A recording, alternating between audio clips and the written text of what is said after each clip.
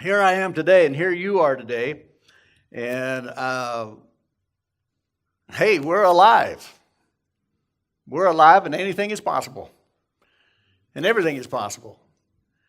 And all of us have come through things. All of us have those moments in our life, those skeletons in our closet of fears and anxieties and lack of confidence. And then other times when we were bold and got out there and got out on the deep and then had to be rescued. And those all affect our life. And then we come together here, and it's us here. And so today I kind of want to say this is our story.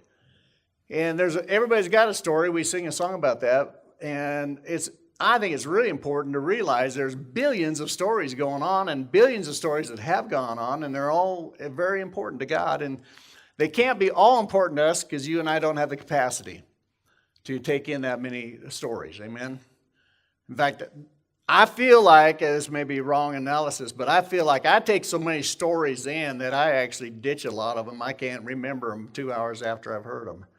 I just can't contain them all. Sometimes on my trips, I go back to my room at night and start trying to write down all the stories I heard, and I can't even remember them. I mean, there were just so many, and they're so intense, and they're so wonderful.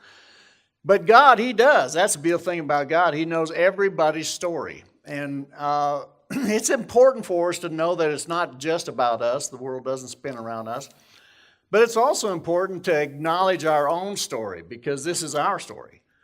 You know, it's great to believe in others, and it's great to cheer them on, and we should. But boy, this is our story, and when I say our, I'm going to interchange our and mine, just those words. But we need to take our story seriously. It's our story. If we don't take our story seriously, who will? I mean, whose responsibility is it? It is not my responsibility to take care of your story. And it's yours, not for mine. But now corporately, I want to talk about us today and encourage us, and that we're still alive. And we have all kinds of possibilities. I really did have a concept growing up that important people came from important places and from important families. And that there's categories that, so the idea of me being something great was kind of like a big dream. I was just like, it would be impossible. I'm just a little shy farm boy in a very sparsely populated area.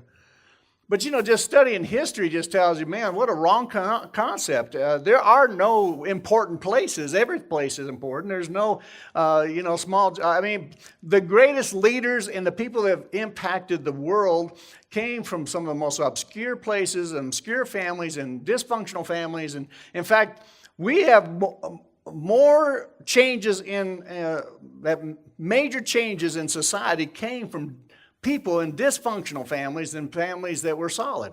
You just don't really know some of the greatest events that ever happened on earth were instigated by people that nobody would have thought had anything powerful or they didn't come up the channel the right way. They were just obscure people that had something going. And you take Hitler and you take Stalin and you take some of our and I'm talking about the negative things right now, but man, some of the most powerful things that have hit our world came from people that nobody would have guessed, and people that came from dysfunctional families and rough upbringing.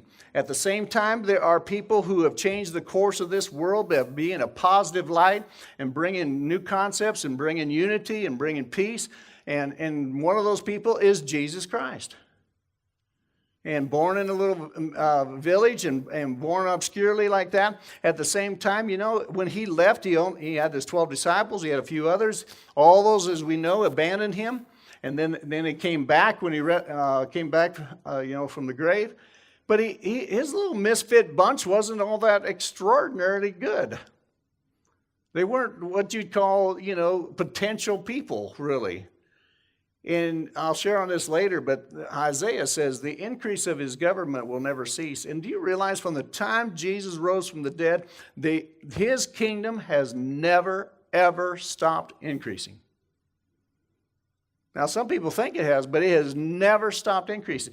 And today, 2,000 years later, isn't it, in some ways, it's miraculous to think about the impact of Christianity on the world today. And how many people are Christians, and how many of them their belief system. And it's amazing, we're the same as some of these guys that brought evil and it perpetuated, and I could share more about just history of like Philippines and stuff, and different places where evil men and conquered and colonized, and just how there's negative stuff into those countries to this day. On the same side, where Christianity flourished, it is prosperity and it's good. And it's amazing the impact of one person or a few people, a group of people that bring light to the situation, and what happens after that for centuries to come. What I'm saying is, it's sometimes we just exclude ourselves because in our little world we're not doing all that much. But it is people just like us that have changed the course of history. And that's not even counting in just, the bulk of all things. It's just like churches, the bulk of all churches are not over 70 people. But you sometimes think, it's just the big ones making an impact. But the truth is, it's just like your body. It's every cell is important, amen? And you get every cell healthy, you're going to be healthy, hallelujah. You work on just getting one healthy liver, you got just a big liver. And that's important, but you got a whole rest of the body that you need and so it's important. Your story and my story is important. And who's gonna believe that? Well, one, God believes it, but two, you need to believe it, and I need to believe it. And most of the time we're thinking about what others think about us. How many of you walk outside all the time wondering if you look okay and wondering if you're doing okay and what other people, and when cars drive by, you look at them and you go, well, they got a nice car. I wonder what they think about me, I don't know, but there's people that actually think more about what everybody else is thinking all the time and how people are perceiving them than they are really just thinking about, this is my life and I love it. And I enjoy it. And I'm confident in it. And so today I just want to talk about, hey, this is us, and the best we can be is to be us. I know that sounds kind of, but if you need a purpose in life, or you want a value of your life, listen, if you want to say, what would be the best I could be? The best you could be is you. If you try to be anybody else, that's never going to be the best. If you try to mimic somebody else, you try to look like somebody else, you try to act like somebody else, it's good to look at coaches and get patterns, but I'm telling you, if you want the best out of your life, you're going to have to find your life, not somebody else's. You don't want anybody else's, you want yours. You want to respect everybody else's, but you want to be yours, okay?